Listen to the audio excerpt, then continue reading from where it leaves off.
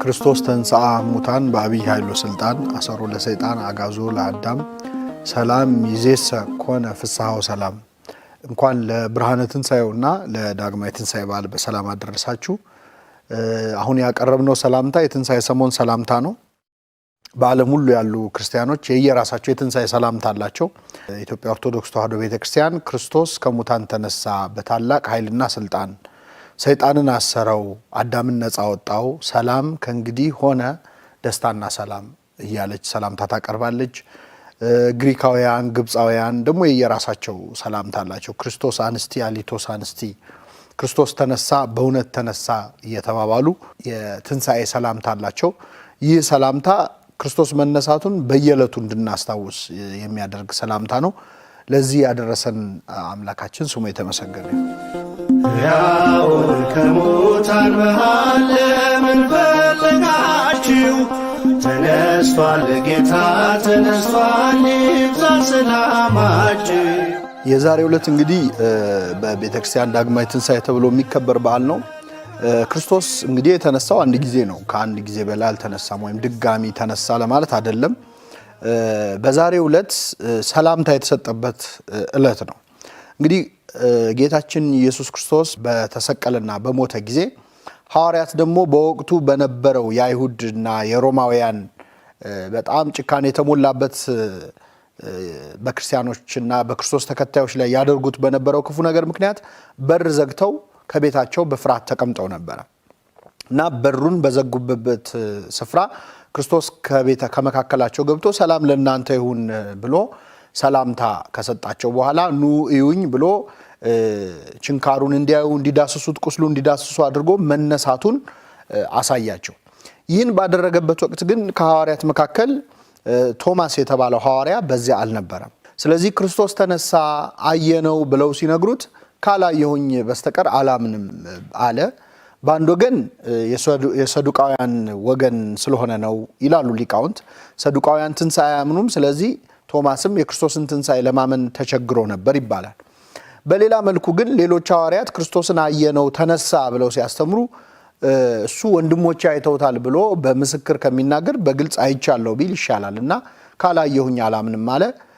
በዛሬው ዕለት ማለት ክርስቶስ በተነሳ በሳምንቱ በዝግ ቤት ተቀምጠው ሳለ ከመካከላቸው ተገኝቶ ሰላም ለእናንተ ይሁን አላቸው። ቶማስንም ሳያዩ ያመኑ ብፁዓን ናቸው፣ ያመንክ እንጂ ያላመንክ አትሁን ብሎ ወደ እሱ እንዲመጣ አደረገው። ወደ ችንካሬ እጆችን አግባ፣ ወደ ጎኔ አድርግ፣ ተመልከተኝ እኔ ነኝ አለው። እንዳለውም በነካው ጊዜ ጌታዬ አምላኬ ብሎ ክርስቶስን አምላክነቱን ጭምር መስክሮ የተናገረበት ዕለት ነው ዳግማይ ትንሣኤ ብለን በዛሬው ዕለት የምናከብረው። እንግዲህ የሚሰበከው ምስባክ ከትንሣኤ ዕለት የተሰበከው ምስባክ በዛሬው ዕለት ይሰበካል። በመዝሙረ ዳዊት መዝሙር 77 ላይ እግዚአብሔር ከእንቅልፍ እንደሚነቃ ተነሳ፣ የወይን ስካር እንደተወው እንደ ኃያል ሰው የሚል ቃል አለ። ይህንን ዲያቆናት በዜማ በቅዳሴ መካከል ያዜሙታል። የክርስቶስን ትንሣኤ አስመልክቶ ከተነገሩ ትንቢቶች አንዱ የዳዊት መዝሙር ላይ ያለው መዝሙር 77 65 ላይ እግዚአብሔር ከእንቅልፍ እንደሚነቃ ተነሳ፣ የወይን ስካር እንደተወው እንደ ኃያል ሰው የሚለው ነው። እንግዲህ የክርስቶስ ትንሣኤ እና ሞት በዳዊት መዝሙር እንቅልፍና ስካር ተብሎ ተጠርቷል። እግዚአብሔር ከእንቅልፍ እንደሚነቃ ተነሳ ሲል የክርስቶስን መሞት እንቅልፍ ብሎታል። እንግዲህ ሞት በመጽሐፍ ቅዱስ በክርስቶስ ብቻ አይደለም፣ በአጠቃላይ እንቅልፍ ተብሎ ይጠራል። ሞት እንቅልፍ ተብሎ የሚጠራባቸው ብዙ ምክንያቶች አሉ። እንደው የተወሰኑትን ለማንሳት አንድ ሰው እንቅልፍ አለመተኛት አይችልም። በህይወት ዘመናችን ከምንኖረው እድሜያችን የሚበዛውን ተኝተን ነው የምናሳልፈው። ሰው ለአንድ ቀን ለሁለት ቀን እንደምንም ታግሶ አለመተኛት ይችል ይሆናል እንጂ ጭራሽ ሳይተኛ መኖር አይችልም። ሳይሞትም መቀጠል አይችልም። ከኛ አቅም በላይ ነው። የምንተኛውም የምንነሳውም በእግዚአብሔር ፈቃድ ነው። ሰው በፈለገ ሰዓት እንቅልፉን ማምጣት አይችልም። በፈለገ ሰዓት ከእንቅልፉን መንቃት አይችልም። እንደዚሁ ሞትም ትንሣኤም ከሰው አይምሮ ወይም ከሰው አቅም በላይ መሆኑን ለማሳየት ሞት እንቅልፍ ተብሏል። ሌላው ሞትን እንደ እንቅልፍ እንድናየው ነው። አሁን እኛ ብዙ ጊዜ በጣም የምንፈራው ሞትን ነው። ለምን? በቃ የመጨረሻ አድርገን ስለምናየው። በመንፈሳዊ አይን ሞት ጅማሬ ነው እንጂ ፍጻሜ አይደለም። የዘላለማዊ ህይወት መጀመሪያ ነው። ልክ አንድ ሕፃን ልጅ ከእናቱ ማህፀን እንደሚወጣው ከምድር ማህፀን ደግሞ የምንወጣው በሞታችን ቀን ነው። ስለዚህ ለዘላለማዊ ህይወት የልደት ቀን ይባላል። የበርዝዴይ ፎር ኢተርናል ላይፍ ይባላል።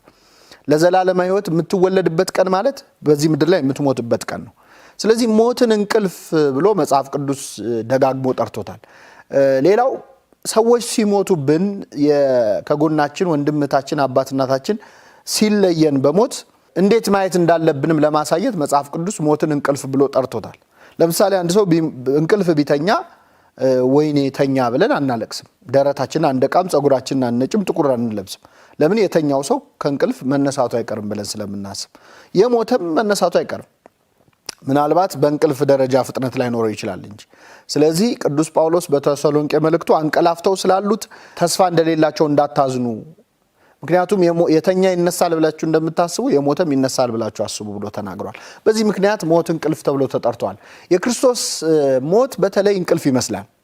ለምንድን ነው እንግዲህ አባቶቻችን ይህንን ምስባክ በትንሣኤ ዕለት ሲያሰብኩ ምክንያታቸው የክርስቶስ ሞት ከእንቅልፍ ጋር በትክክል ስለሚያያዝ ነው። በስጋው ቢሞትም በመለኮቱ በመንፈስ ሕያው ነበር ክርስቶስ። የክርስቶስ ሞት እንቅልፍ እንዲባል አንዱ ምክንያት ክርስቶስ በስጋው ቢሞትም በመለኮቱ ሕያው ነው። በስጋ ሞተ በመንፈስ ግን ሕያው ሆነ ተብሏል እና እንደውም ከመጀመሪያው እንቅልፍ ተኚ ሰው ከአዳም ታሪክ ጋር በዚህ ማገናኘት እንችላለን። አዳም በገነት መካከል ተኝቶ ነበረ። የመጀመሪያውን እንቅልፍ ተኛ ይላል ቅዱስ ኤፍሬም ሶርያዊ በኦሪት ዘፍጥረት ትርጓሜው እና አዳም ተኝቶ እያለ ከጎኑ አጥንትን አንስቶ ሔዋንን ፈጠራት። ከዚያ በኋላ አዲስ ሕይወት ተተካ ማለት ነው። ከአዳም ጎን ሔዋን ተገኘች። ይህ የመጀመሪያው አዳም ታሪክ በዕለተ ዓርብ ተፈጽሟል። ለሁለተኛው አዳም ለክርስቶስ ማለት ነው።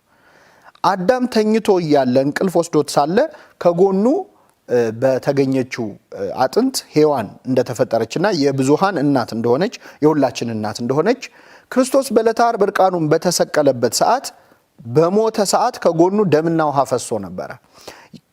የፈሰሰው ደምና ውሃ የሁላችን እናት የሆነች ጥምቀት ቤተክርስቲያን ተገኝታለች።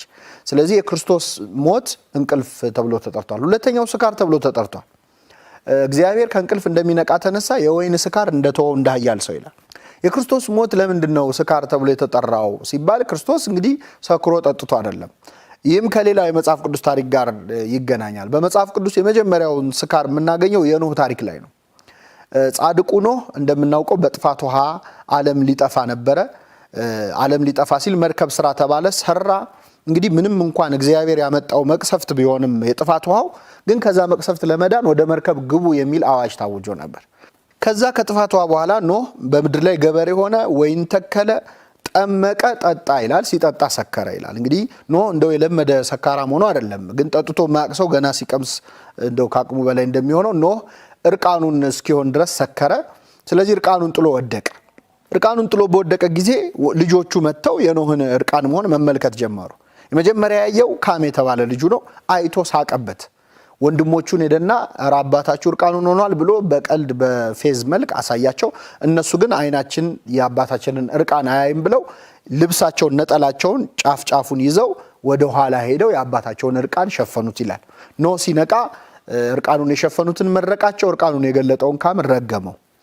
እንግዲህ ይህ ታሪክ ወደ ክርስቶስ ስናመጣው በትክክል ኖህ የክርስቶስ ምሳሌ ነበረ። ኖህ ጠጥቷል፣ ሰክሯል። ክርስቶስ ሰከረ ይባላል፣ ግን የሰከረው በመጠጥ አይደለም፣ በሰው ልጅ ፍቅር ነው።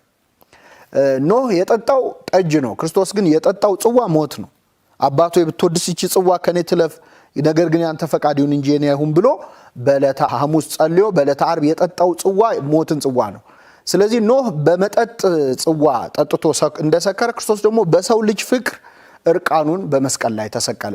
ኖህ እርቃኑን በሆነ ጊዜ ካም መጥቶ እንዳፌዘበት አይሁድ የክርስቶስን እርቃን እያዩ መጥተው ዘበቱበት፣ ራስህን አድን እያሉ ቀለዱበት። ሴምና ያፌት የኖህ እርቃንን እንደሸፈኑ ደግሞ ፀሐይ፣ ጨረቃ፣ ከዋክብት የክርስቶስን እርቃኑን ሸፍነውታል። ፀሐይ ጨልማለች፣ ከዋክብት ጨልመዋል፣ ጨረቃ ደም መስላለች ማለት ነው።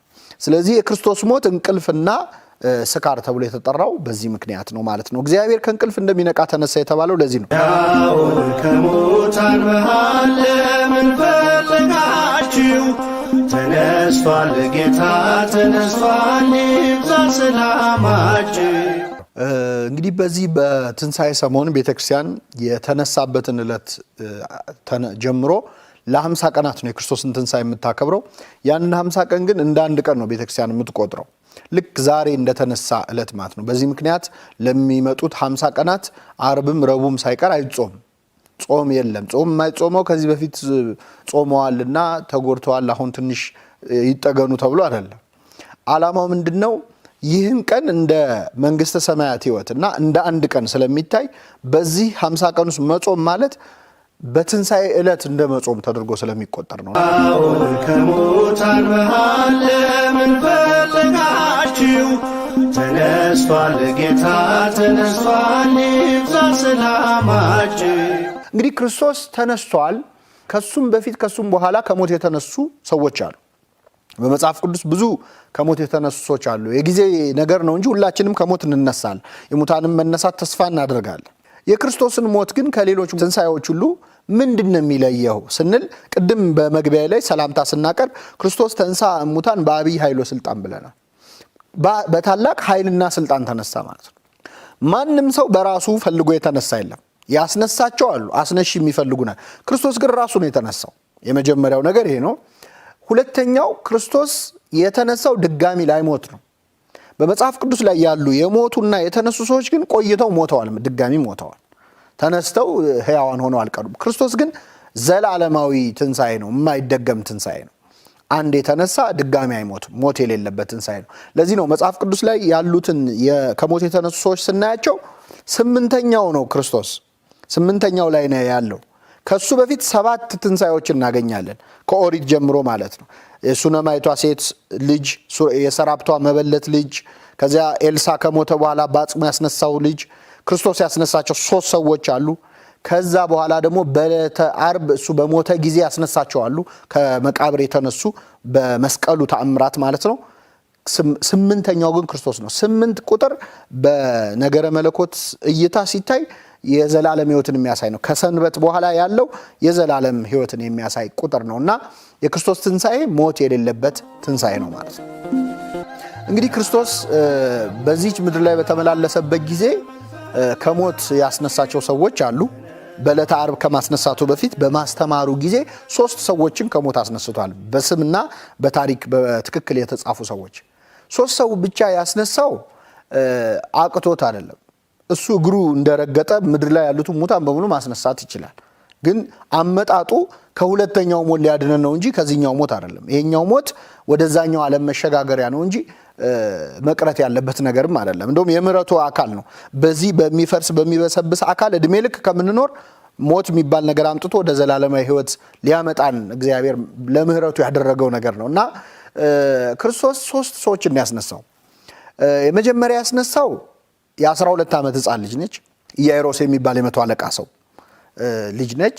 የ12 ዓመት ልጅ አስነሳ። ሌላው ወጣት ደግሞ አስነሳ። ገና በወጣትነት እድሜ ላይ ያለ በአስራዎቹ እድሜ ላይ ያለ የአንዲት መበለት ሴት ናይን በሚባል ስፍራ የአንዲት መበለት ሴት ልጅን አስነሳ።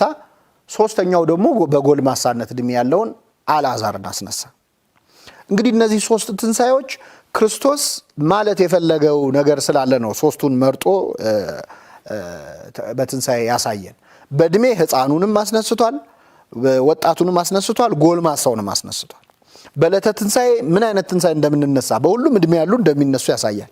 በትንሣኤው የተገኘው ደስታ ስናየው በሕፃኗ መነሳት አባቷ ተደሰተ፣ በወጣቱ ልጅ መነሳት እናቱ ተደሰተች፣ በአልዓዛር መነሳት ደግሞ እህቶቹ ተደሰቱ። ስለዚህ በዕለተ ትንሣኤ አባት በልጁ ትንሣኤ፣ እናት በልጇ ትንሣኤ፣ ወንድም በእህቱ፣ እህት በወንድሟ ትንሣኤ የሚደሰቱበት ቀን እንደሚመጣ ለማሳየት ራሱ ክርስቶስ ትንሣኤ መሆኑን ለማሳየት 3 ትንሣኤዎችን አደረገ። የሚገርመው የትንሣኤዎቹም ሁኔታ በጣም የተለያየ ነበር። መጀመሪያ ያስነሳት የ12 ዓመት ልጅ ኢያኢሮስ የሚባል የመቶ አለቃ ልጅ ልጄን አስነሳልኝ አድንልኝ ብሎ ላከው። ጠየቀው ክርስቶስን። እሺ ብሎ ክርስቶስ ወደ ቤቱ መጣ። መንገድ ላይም 12 ዓመት ደም ይፈሳት የነበረችውን ሴት ፈውሶ እግረ መንገዱን መጣ ክርስቶስ። እዛ ቤት ሲደርስ ግን ሰዎች እያለቀሱ ወጥተው በቃ ልጅህ ሞታለች፣ መምህሩን አታድክመው አሉት። ሞታለች፣ ከዚህ በላይ በቃ ጊዜ አታጥፋ አሉት። ክርስቶስ ግን አልሞተችም ተኝታለች እንጂ አለ። ለሱ እንቅልፍ ነው ሞት። እንግዲህ ለክርስቶስ ሞት እንቅልፍ ቅድም ብለናል። ሁለተኛ እኛ ሰው የተኛ ሰው ለመቀስቀስ ከምናደርገው ጥረት እሱ የሞተ ለማስነሳት ይቀለዋል።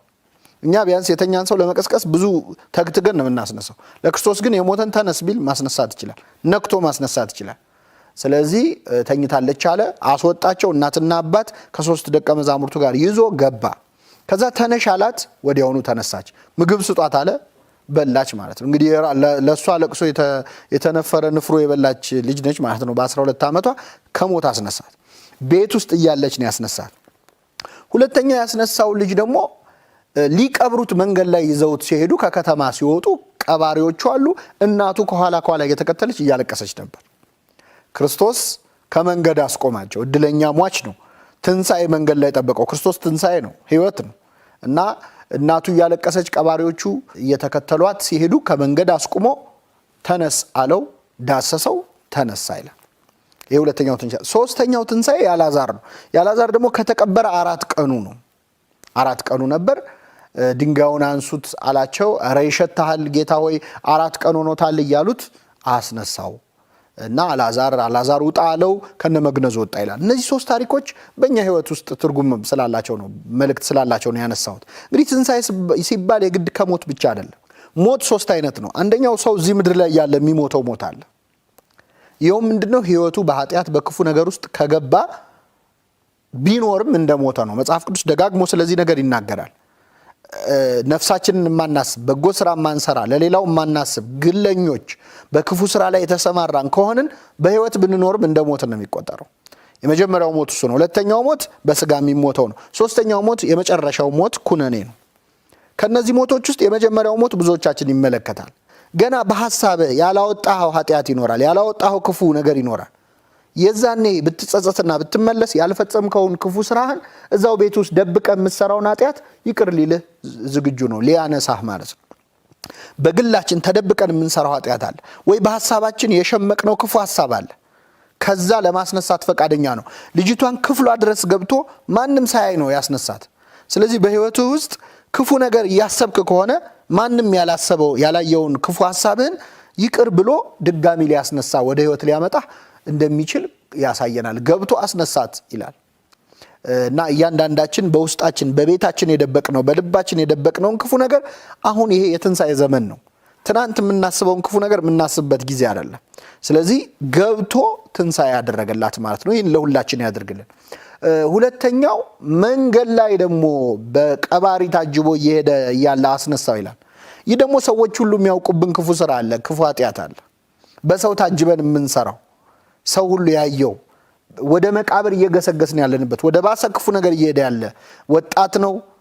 እንግዲህ እናቱ እየተከተለችው ታለቅሳለች። እናት የተባለችው ቤተክርስቲያን ናት። እንግዲህ የሁላችን እናት ናት፣ በጥምቀት ወልዳናለች። ስለዚህ አንድ ሰው ወደ ክፉ ስራ በሄደ ቁጥር እየተከተለችው ታለቅሳለች። ልጄን አጣሁት እያለች ታለቅሳለች። ስለሱ ቅዱስ አምብሮስ የተባለ ሊቅ ምን ይላል? አንተ በንስሐ መመለስ ቢያቅትም ቤተክርስቲያን ግን አንተን እየተከተለች ታነባለች። ሰው ቀባሪህ ብዙ ሊሆን ይችላል። ወደ ክፉ ስትሄድ የሚፈርድብህ ሰው አለ። እሱ ክፉ ነው ብሎ በኃጢአት የሚወስንብህ ሰው አለ። ደግሞ በርታም የሚል ሰው አለ። ብዙ ቀባሪ አለ እና ከመንገድ አስቆመው ይላል። እና አንዳንድ ሰው ደግሞ ሰው ሁሉ የሚያውቀው ክፉ ስራ ውስጥም ካለ ክርስቶስ ያስነሳዋል ከመንገድ ጠብቆ ማለት ነው። ሁለተኛው ትንሣኤ የተባለው መንገድ ላይ ያለውን አገር ያወቀውን ኃጢአት ነው። ሶስተኛው 4 ቀን የሆነውን ሬሳ ነው። ይሄ ደግሞ ማለት በክፉ ስራ ለምንደነው ተዋህዶን ጨርሰን እንደፈረስን እንደበሰበስን እስኪቆጠር ድረስ ህይወታችን በጣም የተበላሸ ነው። ይህ ማለት ክፋቱን በደንብ ተለማምደ ነው ይሸታል እስኪባል ድረስ። አልዓዛር እንደዛ ነበር። 4 ቀን ሆኖታል። መቃብሩ ተዘግቷል። ክፈቱት አለ ክርስቶስ። ጌታ ሆይ ይሸታሃል አሉት ይላል። ክርስቶስ ግን ክፈቱት ብሎ አልዓዛር ውጣ ብሎ ጠራው ይላል። በተለምዶ የሞተን ሰው በስሙ የሚጠራው ሰው የለም። ሬሳው ወጣ ነው እንጂ የሚባለው እገሌ ወጣ። የፈለገ ብንወደው እኮ ልክ ሲሞት እንፈራዋለን። ሲሞት እንፈራዋለን። ሬሳ አጠገቡ መሆንም አንፈልግም። ሬሳ ማለት ነው የበሰበሰን ነገር ነው። አስከሬን ማደሪያ ማለት ነው። ትንሽ የተሻለው ስም ነው። በስሙ ግን አንጠራው። አልዓዛር ብሎ ጠራው። ይሄ ደግሞ ምንድነው? በክፋት ህይወት ውስጥ፣ በመጥፎ ህይወት ውስጥ፣ በኃጢአት ህይወት ውስጥ ያለህ ብትሆንም እግዚአብሔር ግን በስም ይጠራል። ሰዎች ይሸታል ብለው አይ እሱ በሱስ የተበላሸ ሰው ነው፣ እሱ እንደዚህ የተበላሸች ነች፣ ተስፋ የለውም ብለው ይሸታል ቢሉት እንኳን አይሰማም። ውጣ አለው፣ ወጣ። ከነመግነዙ ወጣ ይላል። ይሄ ደግሞ ለእያንዳንዳችን የሚያስፈልገንን ትንሣኤ የሚያሳይ ነው። እንደ ሀገርም እንደ ግለሰብም አሁን ይሄ ዘመን በጣም የትንሣኤ ዘመን ነውና ክርስቶስ እነዚህን ሁሉ ትንሣኤዎች አድርጓል። በራሱ ጊዜ ግን የተነሳው በስልጣኑ ነው። በዚህ ምክንያት ክርስቶስ ተንሥአ እሙታን በአብይ ኃይሎ ስልጣን እንላለን። ሕያውን ከሙታን መሃል ለምን ፈለጋችሁ? ተነስቷል ጌታ ተነስቷል፣ ይብዛ ሰላማችሁ። እንግዲህ የጌታ ትንሣኤ ሌላው የቅድም መጀመሪያ ላይ ማንሳት እንደሞከርኩት የንስሐ ወቅትም ነው። ትንሣኤ ማለት ለእያንዳንዳችን ነው። ሆነን ለመናገር ሞቶ መነሳት በኋላ ተስፋ የምናደርገው ነገር ነው። አሁን ላለንበት ህይወት ግን ትንሣኤ ማለት ሰው በህይወቱ ካለበት ከማንኛውም ክፉ ነገር ወደ ደግ ነገር መምጣቱ ነው። ሙት ማስነሳት ማለት ነው። ቅዱስ ዮሐንስ አፈወርቅ የተባለው ታላቅ የቤተ ክርስቲያን ሊቅ ምን ይላል? ሙት ማስነሳት ከፈለክ ና ላሳየ፣ ኃጢአተኛውን ሰው ወደ በጎ ስራ ከመለስከው ሙት አስነሳ ማለት ነው ይላል። አይን ማብራት ከፈለክ ና ላሳየ፣ አይን ማብራት ማለት የእግዚአብሔርን ቃል የማያነበውን ሰው እንዲያነብ ማድረግ ነው ይላል። ተአምር ማለት ይሄ ነው። ሌላ ድንቅ ስራ መስራት ከፈለክ ድሃውን አብላው አጉርሰው፣ እሱ ነው ትልቅ ተአምር። አሁን ይሄ የመረዳዳት ዘመን ነው። በሀገራችን ብዙ ክፉ ነገር እየሰጋን ነው፣ እየፈራን ነው አይደለ? ትንሣኤ ማለት ያ ነው። የሞተውን ማስነሳት አይደል? የሞተ ህሊና፣ የሞተ አስተሳሰብ፣ የሞተ ማንነት ያንን መቀየር ማለት የትንሣኤ ወቅት ነው። እንግዲህ ክርስቶስ በዚህ በትንሣኤ ወቅት በጣም የሚደንቅ ፍቅርና ትሕትና አሳይቷል። ሌላው ንስሐንም አስተምሮናል። እያንዳንዳችን ቅዱስ ጳውሎስ ይላል አንተ የምትተኛ ንቃ፣ ከሙታንም ተነሳ፣ ክርስቶስ ያበራልሃል ይላል። የምትተኛ ንቃ ሲል በቁም ያለን ሰው ከሙታን ተነሳ የሚለው ከኃጢአት ከክፉ ስራ ወደ በጎ ነገር ተመለስ ማለት ነው። ስለዚህ ዘመን የትንሣኤ ዘመን ነው የምንለው ለዚህ ነው። ክርስቶስ በዚህ በትንሣኤው ይቅር ያለው ሰው አንዱ ቅዱስ ጴጥሮስ ነው። እንግዲህ የጴጥሮስን ታሪክ መጽሐፍ ቅዱስ የሚያነብ ሁሉ ያውቀዋል። ጴጥሮስ ለእምነትም ለክደትም ለጥያቄም ለመልስም በጣም የሚቸኩል ሰው ነበር። ብዙዎቻችንን የሚመስል ህይወት አለው። ቅዱስ ጴጥሮስ ክርስቶስ ሊሰቀል ሐሙስ ዕለት አርብ ሊሰቀል አንድ ቀን ሲቀረው በሐዋርያት መካከል ተነስቶ አንድ ንግግር አደረገ። ያደረገው ምንድነው? ጌታ ሆይ ሌሎች ሁሉ ቢክዱህ እኔ አልክድህም የሚል ነበር። ጥሩ ንግግር ነው። አልክድህም ማለት ክፋት የለውም። ግን ጴጥሮስ ያጠፋው ምንድነው? ሌሎች ሁሉ ቢክዱ እኔ አልክድህም ማለት እነሱ ከኔ የደከሙ ናቸው፣ እኔ ብርቱ ነኝ ማለት ነው። ራሱን ብቅ አረገ፣ ሌሎቹን ዝቅ አረገ። ርቱዕ ሃይማኖት የተባለው በ13ኛው ክፍለ ዘመን የነበረው ኢትዮጵያዊ ሊቅ ምን ይላል? ጴጥሮስ ሆይ እኔም አልክድህም ወንድሞቼም አይክዱም ብትል ምን አለበት? አንተ ግን ራስህን ብቅ እነሱን ዝቅ አደረግ። ስለዚህ እነሱ ሳይክዱት አንተ ካድከው ይላል። እና ጴጥሮስ በፍጹም አልክድህም አለ። ክርስቶስ ዶሮ ሳይጮህ 3 ትክደኛለህ አለው። እሱ ግን ምን ሲደረግ አለ ማለት ተገዘተ። ከዚህ በኋላ ክርስቶስ ሲያዝ ጴጥሮስ ፍቅሩን ለመግለጽ ጥረት አደረገ። ምንድነው ያደረገው? ሰይፍ አንስቶ ውጊያ ጀመረ። በእውነት ጴጥሮስ 58 ዓመቱ ነው በዛ ሰዓት። ሮማውያን ወታደሮች ወጣቶች ናቸው። ሰው መግደል ለነሱ ሙዝ እንደመላጥ በጣም ቀላል ነው። እሱ የጦር ሜዳ ልምድ የለው፣ አሳ አጥማጅ ነው። ምንም ግን ፍቅሩ አሳሳውና ክርስቶስን ለማስጣል ብሎ ውጊያ ጀመረ። የሊቀ ካህናቱን ባሪያ የማልኮስን ጆሮን ቆረጠ ይላል። ሊቃውንቱ እንደሚነግሩን እሱ የሰደደው ለአንገቱ ነበር፣ ግን የሥራ ልምድ ስለሌለው ጆሮን ቆረጠው። ክርስቶስ በዚህ ጆሮ መቆረጥ ምክንያት ነገር እንዳይመጣበት ብሎ የዚያን ሰው ጆሮ ፈወሰለት ይላል። የማልኮስን ጆሮ እዚህ ላይ የምናስተውለው መሬት ላይ ጆሮ ፈልጎ አንስቶ ገጠም አይልም። አዲስ ጆሮ ነው የሰጠው። ነገሩ ብዙ ክፉ ነገር ሲሰማ የኖረበት ጆሮ ምንም አያደርግለትም። እንደው እግዚአብሔር የሁላችንም ጆሮ ይቀይርልን። አንዳንዴ መጥፎ ነገር ሰምተን አይምሯችን ቆሽሾ የህሊና ንጽህናችን ቆሽሾ ጥሩ ነገር እንኳን ስንሰማ በጎ ነገር ሊሰራ ነው እንኳን ሲባል አይ ከጀርባ የሆነ ነገር አለ እንላለን። ይሄ የቆሸሸ ጆሮ ማለት ነው። እና የዛን ጆሮ ፈወሰለት። ጴጥሮስ ሸሸ፣ ግን ደግሞ አላስቻለውም። ክርስቶስን ተከተለው። መጨረሻ ላይ እሳት መሞቅ ጀመረ ይላል። ክርስቶስ ምድር ቤት ይሰቃያል። እሱ ከሮማውያን ወታደሮችና ከአይሁድ ጋር ቁጭ ብሎ እሳት ይሞቃል። በኋላ ጴጥሮስ ንግግሩ እንግዲህ የገጠር ሰው ነበረ። እንግዲህ 12ቱ ሐዋርያት ውስጥ 11ዱ የገሊላ ሰዎች ናቸው፣ የገጠር ሰዎች ናቸው። ይሁዳ ነው የከተማ ሰው። እና 11ዱን አነጋገራቸው ስለሚያስታውቅ አንተ ከሱ ጋር አልነበርክ ብለው በጣም አጣደፉት። ክርስቶስን አላውቀውም ብሎ ማለ ተገዘተ፣ ካደ ማለት ነው። ይህን ጊዜ ዶሮ ጮኸ፣ ጴጥሮስ ወጥቶ ተጸጸተ። ይህን ታሪክ ለምን አነሳሁት? ክርስቶስ ጴጥሮስን ይቅር ብሎታል ወይ? ከትንሣኤ በኋላ ያጠፋውን ጥፋት ስንል ብሎታል። ይቅር እንዳለው ሁለት ነገሮችን ምሳሌ አድርገን ማሳየት እንችላለን። አንደኛ በተነሳ ጊዜ መላእክትን ልኮ ክርስቶስ አብስሯቸው ነበር ለሴቶቹም ለሐዋርያቱም። እና ምንድነው የጌታ መልእክት? ሂዱና ለደቀ መዛሙርቴ ለጴጥሮስም ጭምር ጌታ ተነስቷል ብላችሁ ንገሩልኝ አለ። ጴጥሮስም በስሙ የጠራው ለምንድነው? ሐሙስ ዕለት ስለካደው እሱ አይመለከተውም ብለው 3 ክዶታል ብለው ይሰርዙታል። እኛ ሰው ከመዝገብ ላይ ለማጥፋት በጣም ነው የምንቸኩለው። ስለዚህ ስላወቀ ጴጥሮስንም ቢሆን ጥሩልኝ ብሎ በትንሳኤው ጠራው። ትንሳኤ የምህረት ወቅት ነው። የሚገርመው እኛ ብንሆን አሁን በችግራችን ቀን የከዳንን ሰው በደስታ ቀን አንጠራው። ክርስቶስ ግን በሐዘኑ ቀን የከዳውን ጴጥሮስ በደስታው ቀን በእርግጥ በእኛ ባህል አንዳንዴ የምንጠላውንም ሰው በደስታችን ቀን እንጠራለን፣ ቅጥል ይበል ብለን እንደው ይበሳጭ ብለን። ግን እንደው በጠቅላላው ካየነው ክርስቶስ ጴጥሮስን ጠራው ወደ ትንሳኤው። የመጨረሻው ደግሞ ሲገናኙ በገሊላ ባህር አሳ እያጠመዱ ነበር፣ አላገኙም። ጌታ መጥቶ የዮና ልጅ ስምዖን ሆይ ብሎ አናገረው። 3 ጊዜ ትወደኛለህ ብሎ ጠራው። አንተ ለሐዋርያነት መርጬህ እንዴት ትክደኛለህ? እንዴት አላውቅህም ትለኛለህ ብሎ በሚቆጠቁት ቃል አልተናገረው፣ በፍቅር ቃል ነው የተናገረው። እና ጴጥሮስ እንደውም ትወደኛለህ ብሎ ሲጠይቀው ጌታ ሐሙስ አልክድህም ሲል እንዳልነበር አሁን እወድሃለሁ ማለት ፈራ። እንኳን አልክድህም እንኳን ሌላ ፉከራ ለመናገር እወድሃለሁ የምትለው ቃል አስፈራችሁ። ስለዚህ ጌታ ሆይ እንደምወድህ አንተ ታውቃለህ አለ።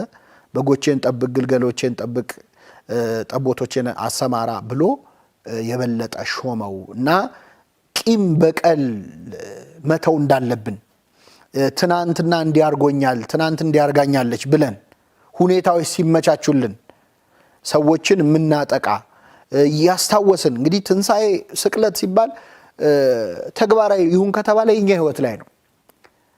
አንተ ትናንት የበደለህን ሰው ቀን ጠብቀህ ዛሬ ልክ አስገባዋለሁ የምትል ከሆነ ሙት ነህ። ትንሳኤ አይመለከትህም አንተን ማለት ነው። ክርስቶስ ጠብቆ መበቀያ አይደለም ያደረገው። ጠብቆ ጴጥሮስን አላሸማቀቀውም። የይቅርታ የምህረት ዘመን ነውና እግዚአብሔር ይህንን ነገር ለኛ ያመጣው ለዚህ ነው። ትንሳኤውን ካሰብን አይቀር ይህን የምትሰሙ ሰዎች ምናልባት የሆነ የተቀየማችሁት ሰው ሊኖር ይችላል። የሆነ ማታናግረው ሰው የሱ እንኳን በቃ የሱ ነገር ምንለው ሰው ይኖራል። በጣም ምንጠላው ሰው፣ ምንመረርበት ሰው። እንደዚህ ሆነ እንዴት ትንሳኤ እናከብራለን?